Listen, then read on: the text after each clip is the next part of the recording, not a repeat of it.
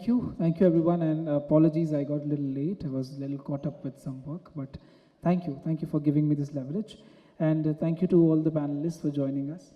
So to begin the conversation, I won't take much of your time. The topic of the discussion is digital governance and citizen-centric services, leveraging technology for urban efficiencies. So I would like to directly move to my first speaker, Dr. Dharmendra Yadav. So I want to understand from you, so from a technical standpoint, what are some of the most complex challenges in creating a seamless, interconnected digital infrastructure across multiple urban local bodies in the state? Thank you. It's a very good question, and really related with the urban efficiency, because when we talk about the efficiency, we require some kind of integration, interoperability, and for most, we require real-time decision-making system. So the bigger challenges is we are not on single platform. First of all, the data are in the silos, and silos with the different departments. So if we really want to leverage the technology, we required to integrate the data, because in silos we cannot make anything in totality. Say for example, if we talk about the efficiency can be achieved when where we provide the services from the source to destination. Say for example, a people wants to say buy some land and take the entire process up to the registry and final layout and all building permissions. So if these all things are in the silos, TNCP has their own master plan. It has its own process to giving the colonization, registration, certification. Then this moves to urban planning, building permission, and then up to end property registration, Sampada registration, Sampada, and then property ID. So all these steps are in isolation. If we create a platform like a GIS map is there is property, people can find out where he wanted to use or he wanted to buy this property. He will select it. From there only, he apply for the colony cell registration. From there, whatever permission will get as per the colony registration, they pick the plots, and citizen get that plot from their own choice. He can select the plot, he can buy the plot. The same thing will go to the Sampada registration. Then after registration, automatically this switch to automatic building permission, and he or she may get, when building permission, he may get the property ID. So the entire loop will cover, and this can be leverage the technology as well as the efficiency, because this time the biggest challenge is the self-sustainability of our ULBs, because ULBs are not able to get themselves as a self-sustainable. So we have to leverage, and they can self-sustainable. But the major problem is they are not able to identify the gray area where they have to be worked. Say for example, small intervention like energy audit or fuel efficiency, they can do their lot of expenses reduce up to certain level that will create them to self-sustainable. So in this way, we can go for these are the challenges for urban efficiency. Sure, Dr. Yadav. I think you rightly pointed out that one of the major challenges, especially when it comes to technology adoption or digital governance, is the data that is in silos. All these bodies, various government bodies and various government authorities are working in silos. Hence, there is the interoperability is lacking, and that is where adoption of newer solutions or integration of better technologies, that takes a toll. And that, of course, gives us another big challenge at how to develop further if we still are not on the same page. Moving to my next speaker, Professor Rahul Tiwari. So you come from, Maulana Azad National Institute of Technology. So of course, on technology, also you have done extensive work on transit-oriented development. So in the last panel also, sir, you must have heard that we were talking about green mobility. We talked about planning. We talked about, how cities can be made much more inclusive, much more sustainable. Sir just raised a pertinent point that being data, being in silos, that is one of the key, let's say a hurdle in integrating things. So you come from the academia side. What do you suggest as a solution to this problem? How can the ULBs or how can the city management authorities, can have a paradigm shift and address this issue?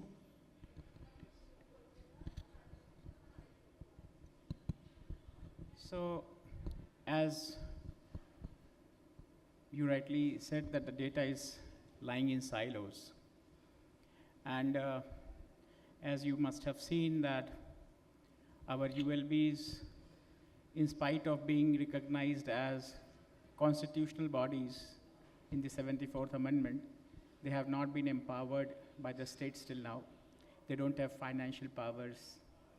They have limited capacity. Now, how educational institutes can assist is they can assist them by providing gray matter, that the intellectual knowledge. And this will also stop the ULBs from being laboratories. People are attempting various things while working as officials in urban local bodies. They are trying to test whether this will be proven or this will be proven or not. So this thing should be done in academia. Let the students do it. And whenever there is a problem, we can come in, we can, without any interest associated with any project, we can have a neutral examination, investigation of a particular project, and we can suggest whether this project will be, we can go deep root into society. We can talk to the people. We have our own students who are very highly intellectual, capable, and they are something on which we can rely upon. Now, UMTA is coming up, Unified Metropolitan Transport Authority is coming up, and I personally feel that integration will be catered very well by UMTA. Metro is making their own plans. PWD is making their own bridges. There is no coordination. You must have seen all those things, all those ruckus happening on the roads, 90-degree bridge or 180-degree bridge. All those things are happening on in our cities. So this is what? This is simply a clear-cut example of lack of coordination. Now, there are agencies like BCLL who are operating buses. There are unorganized operators who are operating Magics. Somebody is operating a cycle, somebody is operating metro. Now, who is going to integrate them all? Because they are going to compete if they are not regulated and they are not planned properly. So we have to have a system which is complementary and they should not compete. So a lot of synergy is there between academia and people who are executing the projects on the ground for the people. So we can definitely look forward to it. Sure, Professor Tiwari. I think you very well pointed out that there is a need to have a system in place wherein people people from different walks of life and different authorities who are doing different works, be it operating public transport or working on development projects, can come together on one page, and then together we work towards developing a city into what we call as a future-ready city. Moving to the next speaker, Mr. Manoj, sir, you come from CREDAI, Bhopal. And as we heard, Dr. Bhaskar ji in the last panel, he also raised this concern that financing becomes, a critical challenge when it comes to urban development. Sir, what do you think about that statement? Firstly, what is your take on that? Secondly, can adoption of, let's say, more transparent and more efficient digital systems, can that be a help, or can that be a solution to basically address this financial challenge and make the Bhopal's real estate much better and basically provide them a more better runway to have better developments? See, financing and budgeting is the core subject in our capital incentive industry.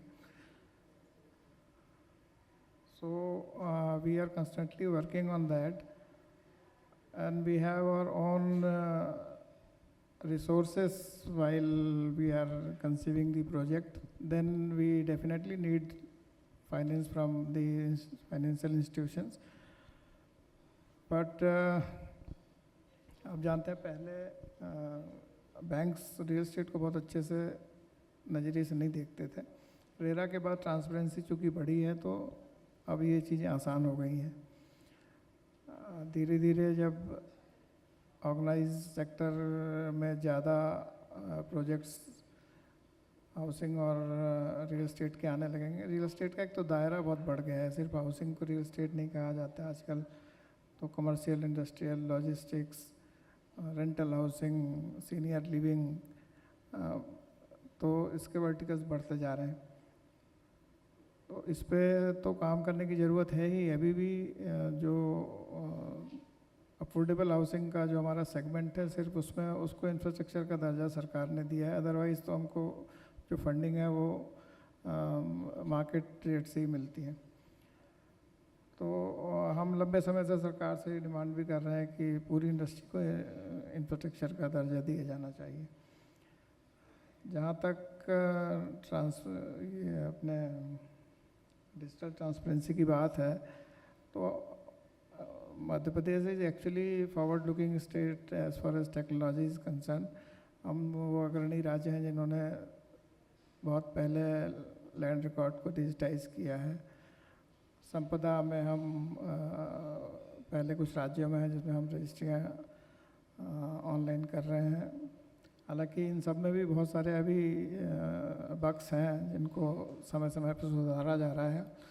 मुझे लगता है कि bandwidth और hardware के area में काम करने की ज़रूरत है. शायद फंड्स के इशू होंगे. तो हम आए दिन इस तरह के इशू से जूझते हैं और सरकार को बताते भी रहते हैं जिससे चीज़ें सुधरें. इस पे लगातार काम कर रहे हैं. हम एज ए इंडस्ट्री ऑर्गेनाइजेशन हम सरकार के साथ लगातार हर ऐसे इशू पे जो पब्लिक को इम्पेक्ट करती है उस पर लगातार बात कर रहे हैं. Thank you Manoj ji, thank you for sharing that thought.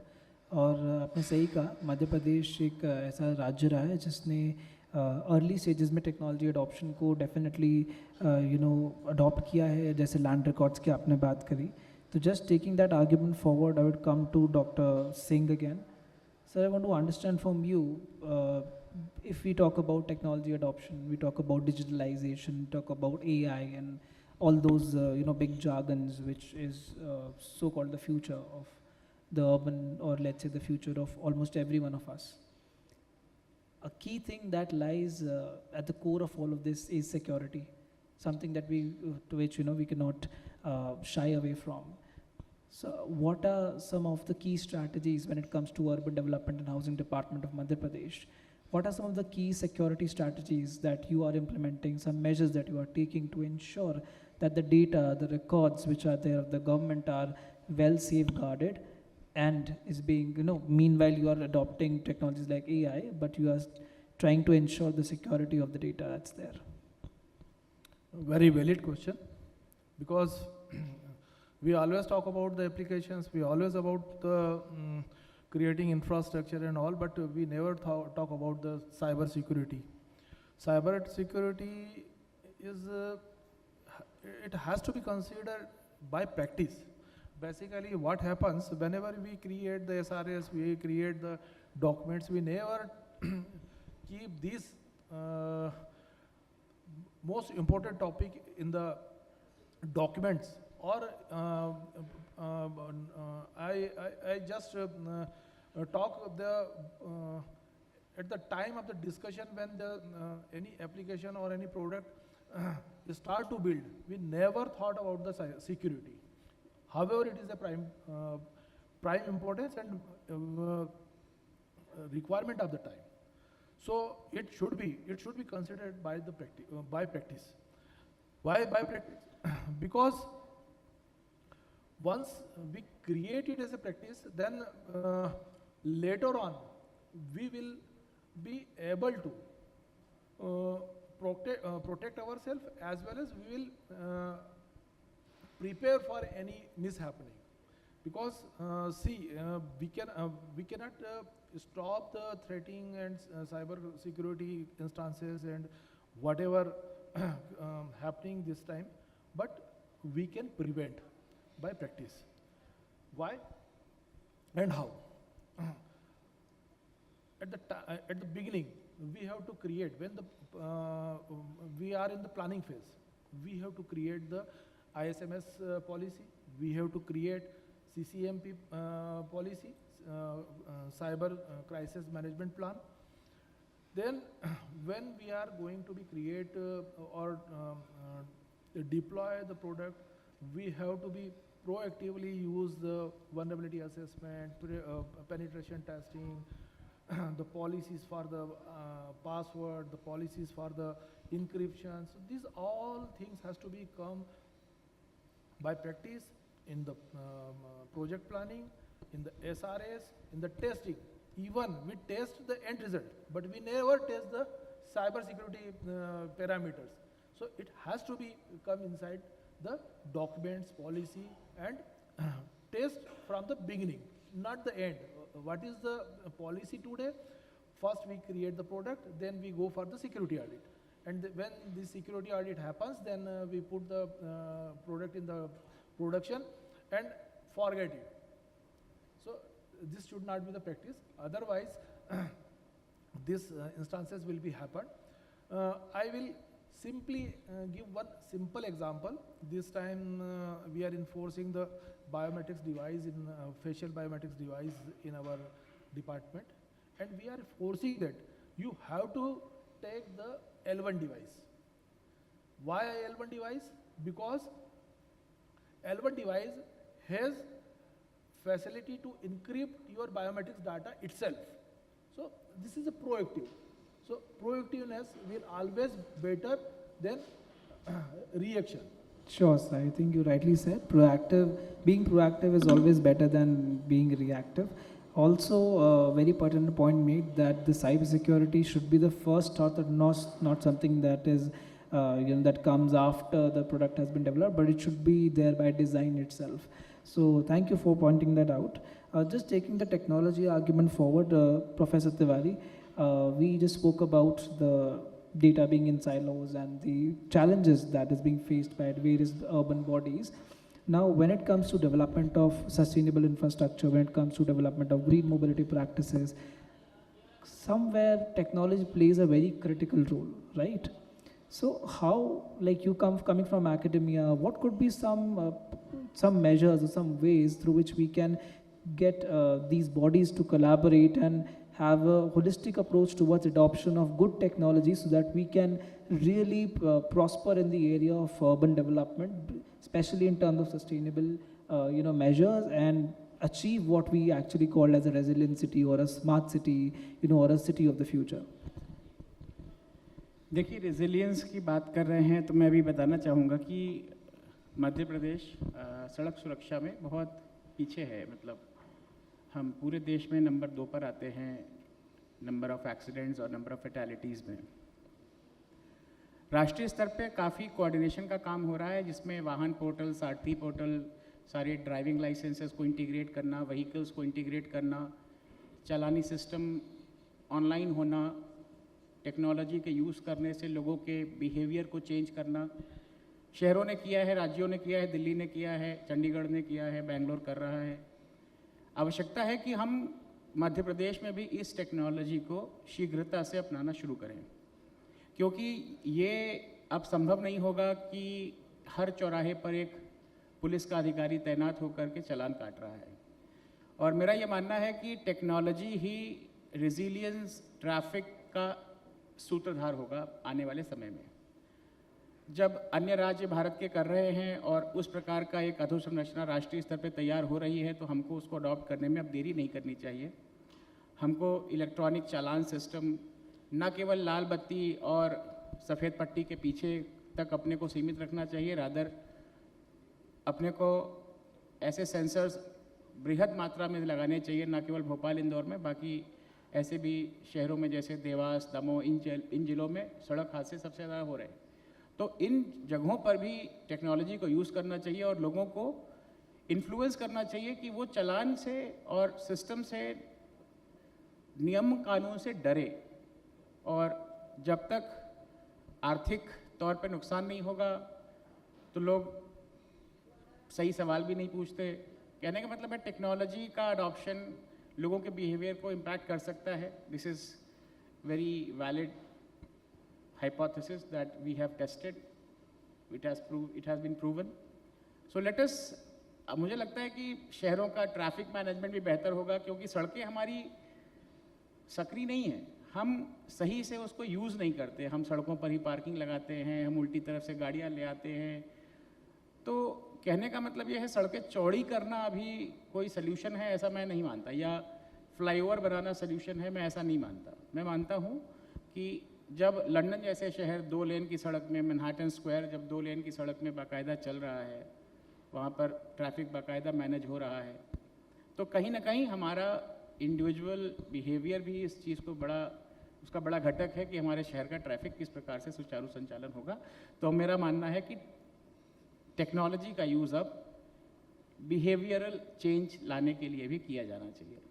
बहुत शुक्रिया सर, आपने एक वैसी बात कही है जो आज, इससे पहले जो पैनल हुआ था तो बहुत सारे हमारे लीडर्स जो अर्बन डेवलपमेंट डिपार्टमेंट से और ULB से बैठे थे, उन्होंने भी यही चीज़ रेज़ करी थी कि कहीं ना कहीं गवर्नमेंट अपना रोल प्ले कर रही है, गवर्नमेंट इनिशिएटिव्स ले रही है, बट वो सारी फैसिलिटीज़ जो एक शहर में होती हैं, जो एक शहर में आपको दी जाती हैं, उसकी अपकीप की रिस्पॉन्सिबिलिटी का एक बहुत ही मेजर हिस्सा जो है वो सिटीजन्स के कंधों पर होता है। किस तरह से आप उसे इस्तेमाल करते हैं, किस तरह से आप उसका देख रेख करते हैं, वो बहुत ज़रूरी है। Because being a responsible citizen is something that is even more required than let's say government's latest policies or latest initiatives, because उस इनिशिएटिव का ट्रांसलेशन ऑन ग्राउंड तभी होगा जब हम उसको बेस्ट उसका यूटिलाइजेशन कर पाएंगे। Coming to Manoj ji, sir this is the last question of the panel and probably the last question of the day. Manoj ji, मुझे आपसे, सिंस आप क्रेडाई से आते हैं, मुझे आपसे ये जानना है कि अगर हम रियल एस्टेट मार्केट को चेंज होते हुए देखें, किस तरह से आप भोपाल के फ्यूचर को इन्विजन करते हैं आने वाले, आज से कहिए 10 सालों में, जो नेक्स्ट डेकेड जिसे हम कहते हैं, उस नेक्स्ट डेकेड में भोपाल को आप कैसे इन्विजन करते हैं? क्या कुछ ऐसी बड़ी इनोवेशंस हैं जो आने वाली हैं, और टेक्नोलॉजी का यहाँ कहीं ना कहीं कैसे एक इम्पॉर्टेंट रोल है जो प्ले होगा? देखिए, आज के पूरे प्रोग्राम का टेक अवे मुझे लगता है डेटा का इंटीग्रेशन और ओपन डेटा पे काम करना, डेटा ट्रांसपेरेंसी पे काम करना, ये दुबई से हम इसी पे चर्चा कर रहे हैं, इसका अभाव है। इसके कई उदाहरण हमारे अपने इंडस्ट्री में हमें देखने मिलते हैं, सभी डिपार्टमेंट में लगभग, क्योंकि वो डेटा मांगने पे डेटा मिलता नहीं है, और अगर है भी डेटा तो वो मशीन रीडेबल नहीं है, तो वो AI का इस्तेमाल करना आसान नहीं होता है। तो इस पे तो काम करना ही पड़ेगा, क्योंकि पूरी दुनिया में आज जहाँ भी जिस भी फोरम पे जाते हैं सिर्फ डेटा, AI और इसी की बात हो रही है। तो हमें क्यों, जब ट्रेन करना होगा AI को अपने हिसाब से, जब एजेंट्स चूँकि आ रहे हैं अब AI में, तो हमको डेटा तो चाहिए होगा और क्लीन डेटा चाहिए होगा, तो उस पर तो अभी से काम करना पड़ेगा, क्योंकि हम इतने साल पुरानी सभ्यता है, हमारे पास डेटा इतना सारा होगा, और हम पीछे ये गलती कर चुके हैं, हम बहुत सारे ग्रंथ और बहुत सारी परंपराएं छूट गई हैं जो आगे नहीं पहुंच पाई हैं, तो हम वही गलती फिर करेंगे तो आगे हमें समस्या रहेगी। जहाँ तक भोपाल को आगे देखने की बात है, इस पे हम काफ़ी समय से काम कर रहे हैं। आप जानते हैं कि ये शहर जो है एक बड़े हादसे से 84 में गुजरा, जिसको दुनिया का सबसे बड़ा इंडस्ट्रियल डिजास्टर बोलते हैं। उसके बाद से लगातार सदमे में रहा। उसके अगले दशक में 90 में इकोनॉमिक लिबरलाइजेशन हुआ, आईटी का दौर आया, लेकिन हम उन सब से चूक गए क्योंकि हम उस सदमे से नहीं निकल पाए थे। तो आज 40 साल उस हादसे को हुए, हम आज भी बाकी कैपिटल्स जो प्रोग्रेसिव कैपिटल हैं उनकी तरह से नहीं देखे जाते, उस तरह नहीं आगे बढ़ पाए। वो जो 20 साल का जो 20-30 साल का जो गैप हुआ हम प्रोग्रेस में जो पीछे रह गए, उससे दूसरे जो शहर थे जो वहाँ इकोसिस्टम डेवलप हो गए क्योंकि इंडस्ट्रीज़ और इकनॉमी वहाँ जाने लगी, और फिर वहाँ चूँकि इकोसिस्टम डेवलप है तो वहाँ लगातार प्रोग्रेस जारी है, हम थोड़ा ठहर गए। इस बात को हमने गवर्नमेंट के सामने रखा कि हमको विशेष सहायता की ज़रूरत पड़ेगी। हम सब जानते हैं हमारी राजधानी देश की सबसे खूबसूरत राजधानियों में से है, और खूबसूरती की देखभाल करने में अतिरिक्त देखभाल की आवश्यकता होती ही है। तो हमने एक कमाल का भोपाल अभियान शहर में लॉन्च किया, जो मुख्यमंत्री जी ने जनता को समर्पित किया है।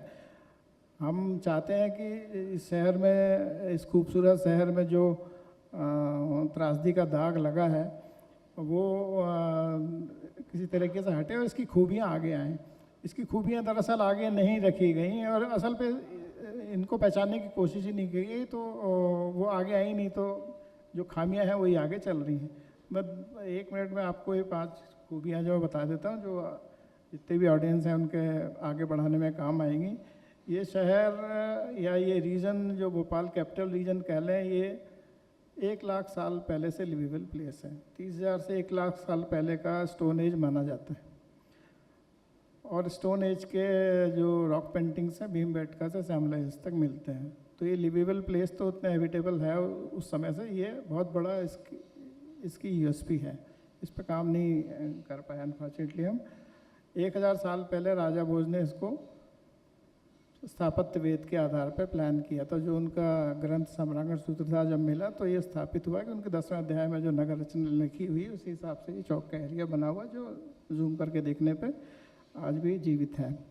ये बहुत बड़ी यूएसपी है, 1000 साल पुरानी प्लांट सिटी है। और 422 स्क्वायर किलोमीटर का जो उन्होंने भोजताल बनाया था वो तो जल प्रबंधन की मिसाल है, सस्टेनेबिलिटी की मिसाल है। उस पर भी हम ये मतलब ये बहुत बड़ी दुनिया की बहुत बड़ी यूएसपीज में से है। अनफॉर्चुनेटली हमारा शहर इसको नहीं बना पाया, आगे अवसर आएगा, हो सकता है ईश्वर ने हमें माध्यम बनाया हो। तीसरा बहुत बड़ी यूएसपी है इस शहर की है कि टेक्निकली भले ही नागपुर को जीरो कहते हों, 0 किलोमीटर सेंटर कहते हों, लेकिन आप भोपाल के 500-600 किलोमीटर के दायरे में जब देखेंगे तो 23 से ज़्यादा मिलियन प्लस आबादी के शहर इसमें आते हैं। सबसे बड़ा लैंडलॉक एरिया अगर है तो वो भोपाल के सराउंडिंग में है, सीमाओं तक, जो जहाँ तक समंदर जहाँ से चालू होता है वहाँ तक। तो लॉजिस्टिक्स के लिए इससे बेहतर शहर नहीं हो सकता। एकमात्र शहर है मेरे ख्याल से जिसमें नेशनल पार्क है, जिसे हम अर्बन नेशनल वन विहार को नेशनल पार्क का दर्जा प्राप्त है, जो शहर के अंदर है। और ये एकमात्र शहर है जहाँ पे टाइगर रिजर्व है। आप एयरपोर्ट से उतरिए, आधे घंटे में आप टाइगर रिजर्व में हैं। तो ये बहुत शहरों के पास नहीं है। यही एक शहर है जहाँ 3 वर्ल्ड यूनेस्को हेरिटेज साइट हैं, चाहे सांची हो, भीमबेटका हो, या विजेश्वर मंदिर लिस्ट में है, इस साल वो भी हो जाएगा। ये बहुत बड़ी यूएसपी है। इस हिसाब से इस राजधानी को बाकी प्रोग्रेसिव कैपिटल्स के बराबरी में या उसके साथ खड़ा करने के लिए इस पर काम करना पड़ेगा। इसको अतिरिक्त सहायता और देखभाल की ज़रूरत पड़ेगी। इसके लिए हमने केंद्र सरकार से भी जो 1 लाख करोड़ का फंड अर्बन डेवलपमेंट के लिए इस साल के बजट में केंद्र सरकार का है, उसमें भी हमने सरकार से डिमांड रखी कि हमको, चूँकि हमारे रीडेवलपमेंट पे तो कोई काम किए ही नहीं गया ना 7 के बाद से, जबकि उसी समय उसके पहले जो हिरोशिमा नागासाकी पे जैसा हादसा जो हुआ था वो शहर कहाँ से कहाँ पहुँचा दिए गए। हमारे चूँकि फिजिकल डैमेज नहीं दिखता था, लाइफ गई थी, तो उस तरह से देखा ही नहीं गया हमारे शहर को। और उसका जो इम्पैक्ट आज तक है, आज भी वो कचरा हटाते समय फिर से जब ये खबरें आती हैं तो फिर वो दाग हरा हो जाता है। तो हमें इस पर बहुत काम करने की ज़रूरत पड़ेगी और हम निश्चित रूप से आगे बढ़ेंगे। हमने एक प्रस्ताव और सरकार को दिया है। BHL हमारे यहाँ बहुत बड़ा इंडस्ट्रियल एरिया आज़ादी के बाद जब राज्य बना तब हमारे यहाँ आया। 4700 एकड़ जगह है वो, और BHL का काफ़ी काम जो है वो अब सिमट गया है, काफ़ी एरिया खाली पड़ा है। तो सरकार शायद नेगोशिएशन में है केंद्र सरकार से कि उसका लगभग आधा 2200 एकड़ के आसपास जो है वो पे वर्किंग कर रही है सरकार। अगर वो मिलता है तो हम सरकार से ये कह रहे हैं कि हम IT का दौर चूक गए, हम इकोनॉमिक लिबरेशन का दौर चूक गए। अब हमारे पास बहुत बड़ा एक अवसर है जो AI का रेवोल्यूशन आ रहा है। तो हमें AI लाइट हाउस या क्वांटम कंप्यूट कैपिटल जैसी कोई चीज़ उस इतने बड़े एरिया में, क्योंकि किसी दूसरे शहर के पास इतना बड़ा एरिया शहर के अंदर उपलब्ध नहीं है। जी जी। तो इस पे अगर काम करेंगे, चूँकि हम मध्य में भी स्थित हैं, तो ये क्वालिटी जॉब्स इसको मिलेंगे और शहर के साथ न्याय हो पाएगा जो इसका हक बनता है। सही बात है मनोज जी। आई थिंक इन्होंने बहुत अच्छी बात बोली है कि भोपाल एक ऐसा शहर है जो कई साल पुराना शहर है और बहुत पहले से प्लान्ड सिटी है। बहुत ही खूबसूरत कैपिटल है, जैसा आपने कहा सर, ये मैं बिल्कुल एग्री करूँगा। काफ़ी खूबसूरत कैपिटल सिटी, और कहीं ना कहीं उस गैस त्रासदी के बाद भोपाल की डेवलपमेंट को कहीं ना कहीं थोड़ा सा नज़रअंदाज कर दिया गया। और बहुत सी खूबियाँ इस शहर की है, जैसे हम सर कह रहे हैं कि लिविंग कैपिटल है, या एक सिटी बहुत लिवेबल है, बहुत सस्टेनेबिलिटी के साथ हमेशा डेवलप हुई है। और इतने एस्पेक्ट्स को कहीं ना कहीं नज़रअंदाज किया गया और बाकी कैपिटल्स पे ज़्यादा जोर रहा डेवलपमेंट पे, चाहे वो इंडस्ट्रियल डेवलपमेंट हो, चाहे वो ट्रांसफॉर्मेशंस हो अर्बन सिटीज़ के, चाहे वो टेक्नोलॉजी इम्प्लीमेंटेशंस हो। तो बट सर मुझे लगता है कि आज के दौर में भोपाल की इन खूबियों को देखा जा रहा है, चाहे वो आप जो स्वच्छता हमारे अभियान होते हैं, चाहे आप उसमें देखें, या आप सस्टेनेबल डेवलपमेंट इंडेक्स पे देखें, भोपाल के जो स्कोर्स हैं वो सस्टेनेबिलिटी में और लिवेबिलिटी में काफ़ी अच्छे हैं। आई थिंक इन फैक्टर्स को इस्तेमाल करके भोपाल को एक डेफिनेटली एक बहुत ही वन ऑफ द मोस्ट कह सकते हैं क्रेडिबल कैपिटल ऑफ इंडिया बनाया जा सकता है, कैपिटल सिटीज़ इन इंडिया बनाया जा सकता है। और जो आपने सपोर्ट की बात करी कि कहीं ना कहीं स्टेट गवर्नमेंट को और सेंट्रल गवर्नमेंट को मिलकर आना पड़ेगा, एक सपोर्ट फंड के लिए कुछ सपोर्ट देना पड़ेगा जिससे भोपाल का वो रीडेवलपमेंट किया जा सके। आई जस्ट विश कि सर आपकी इन रिक्वेस्ट को गवर्नमेंट एक्सेप्ट करे और आने वाले कुछ सालों में हम भोपाल के अंदर वो डेवलपमेंट होते देखें। We wish you all the luck for that. हमारा ये इशू आपको सरकार तक पहुंचाना पड़ेगा, मुझे लगता है। मनोज जी, हमने अपनी ताकत में जितना था हमने एक प्लेटफॉर्म क्रिएट किया है, आपने अपनी बात रखी है, मैं उम्मीद करता हूँ कि सरकार उसे सुनेगी। And thank you everyone, thank you to all the panelist for sharing your thoughts, thank you to the audience, special thanks to all the audience, you have been there from the very start to the end, and I am with you. I don't have the time, मेरा timer आप पिछले 10 minute से बंद हो चुका है, तो मैंने ज़्यादा ही टाइम ले लिया है, तो अभी मैं क्वेश्चन नहीं पूछ पाऊँगा सर उतरेंगे, आप उनसे पूछ लीजिएगा, ठीक है। Thank you very much, thank you.